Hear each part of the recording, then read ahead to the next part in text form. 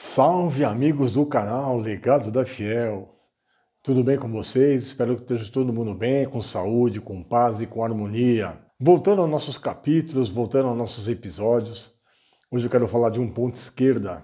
Hoje é uma posição que praticamente não existe mais, a posição do ponto esquerda. Hoje quando o menino for lá fazer um teste, ele tem que falar que ele é atacante pelos lados. Olha isso, já não tem mais o centroavante, fala o centroavante central.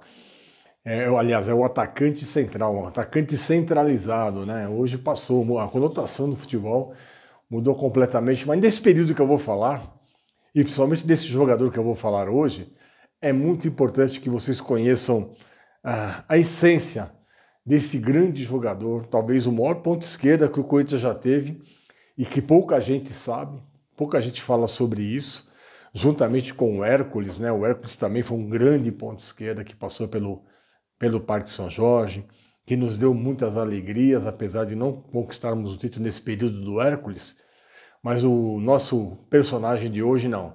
Esse sim vem com muita força, eu vou contar essa história para vocês. Então se você não conhece o canal, dê um pulinho lá, já se inscreva no nosso canal, já deixe o seu like que é muito importante, ative o sininho, então toda vez que tiver uma live, que agora no meu canal também está fazendo live, e quando tiver um episódio novo, que sempre sai às sextas-feiras às 19 horas no YouTube, você vai estar acompanhando nossos episódios, tá bom? Hoje eu quero falar de Mário de Paula Lopes Júnior. Exatamente, Mário, o ponto esquerda que o Corinthians teve pelo período de 1951 até 1953, mas de uma importância vital, eu vou contar isso para vocês agora nesse episódio. Daquela trinca famosa, daquele ataque famoso, né, do meio de campo para frente, que tinha Luizinho Carbone, Cláudio Baltazar e Mário, esse é o único que eu não tinha feito ainda. Uma homenagem, ou estou falando da importância desse cara dentro do contexto corintiano. Ele nasceu no dia 15 de novembro de 1926 na cidade do Rio de Janeiro e, como muitos grandes jogadores daquela época, também veio oriundo do Bangu. Saiu do Bangu e veio para jogar no Corinthians em 1951, aos 25 anos de idade. O Mário era tão endiabrado, ele era tão encapetado assim pela ponta esquerda, né? Que muita gente chamava de mágico, muita gente chamava ele de bailarino. Apesar que nós tivemos um jogador também chamado de bailarino, que foi o Servílio, com a camisa corintiana, mas o Mário era o bailarino pela forma como ele jogava. Ele entortava todo mundo, ele fintava todo mundo. Não tinha ninguém na frente que ele não fizesse, como o Garrincha fez muito tempo, os seus Joões da vida. Então o Mário era um cara excepcional. Ele chegou aquele ano ápice, né, em que o Corinthians consegue fazer aí 103 gols no Campeonato Paulista, e ele jogando pelo lado esquerdo, juntamente com o Carbone, que era mais ou menos um meia esquerda, jogando por aquele lado ali, ele transformou o Carbone no artilheiro do Campeonato Paulista também na sua estreia. Carbone também estreia nesse ano e é artilheiro do Campeonato Paulista com 30 gols. No famoso ataque de 103 gols.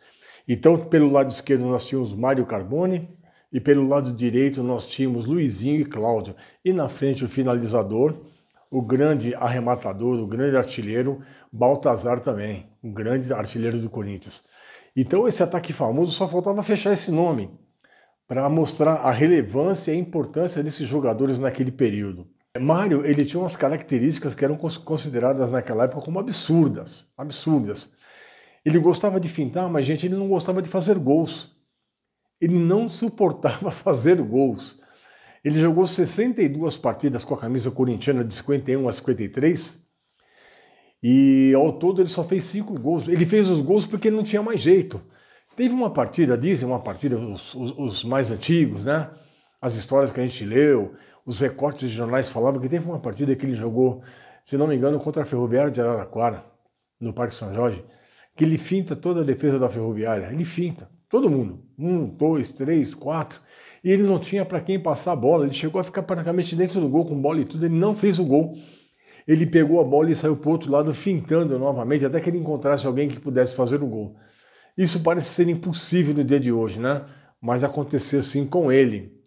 Ele disse que ele não gostava de fazer gol, ele se arrependia de fazer gol.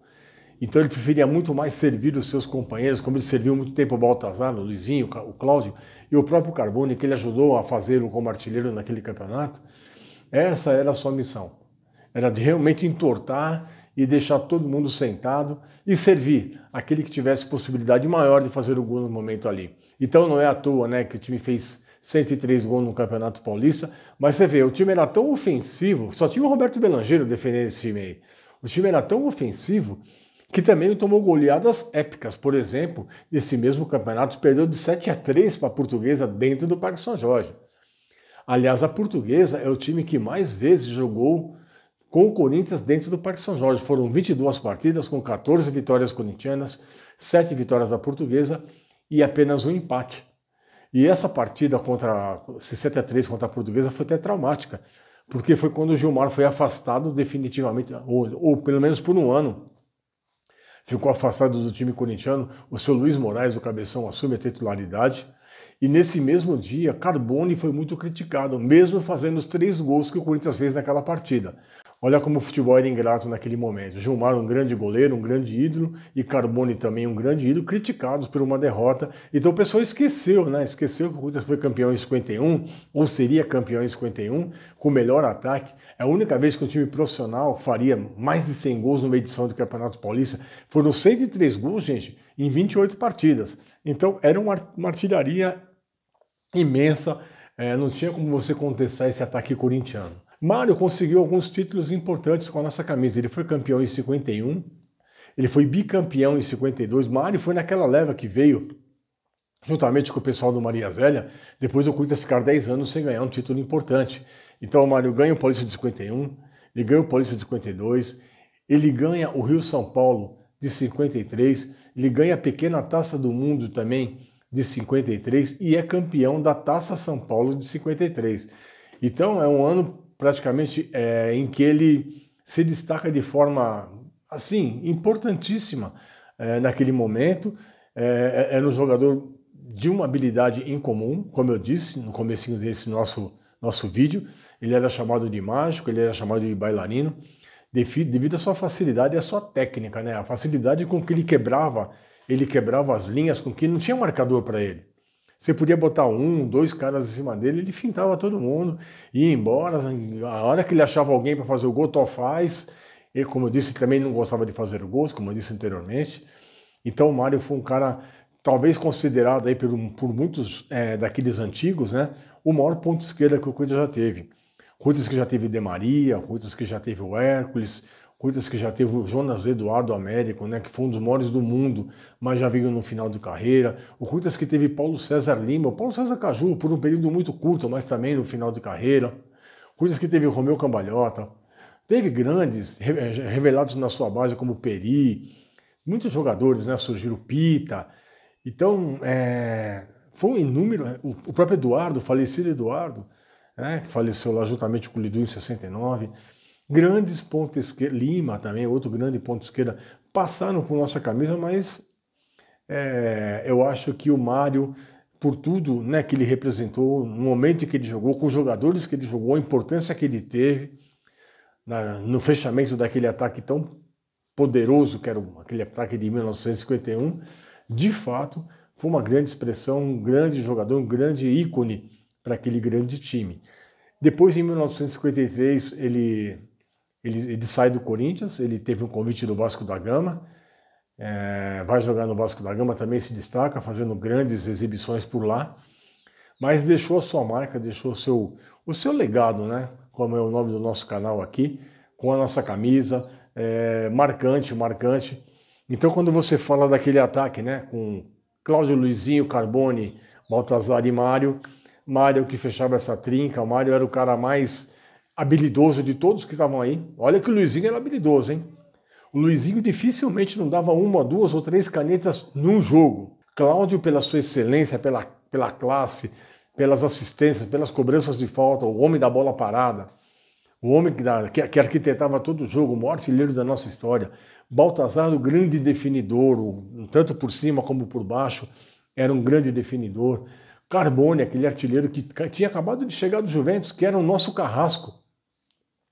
Mas quem preparava tudo para ele ali, principalmente o Baltazar também, era um cara mais na dele, mais introvertido, mas com a bola no pé era realmente um terror para as defesas, um terror para aqueles que o tinham que marcar. Então essa homenagem que eu queria fazer, eu queria fechar, né? Já fechei todos os ciclos, já falei de todos esses grandes jogadores, praticamente do período de 1951 até 1954, e faltava o Mário.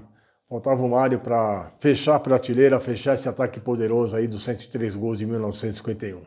Então, pessoal, era isso que eu queria falar para vocês, queria passar esse recado, queria fazer essa homenagem a esse grande jogador, tá bom? E mais uma vez fazendo um convite para vocês que não conhecem o canal Legado da Fiel, tá bom? Dê um pulinho aí no YouTube, se inscreva no nosso canal, é rapidinho, é só clicar se inscrever, você vai estar inscrito, ative o sininho, que toda vez que tiver uma live falando da atualidade e também da história do Corinthians, tá bom? A gente faz as duas coisas no mesmo programa, você vai ver todos os episódios que nós temos de grandes personagens.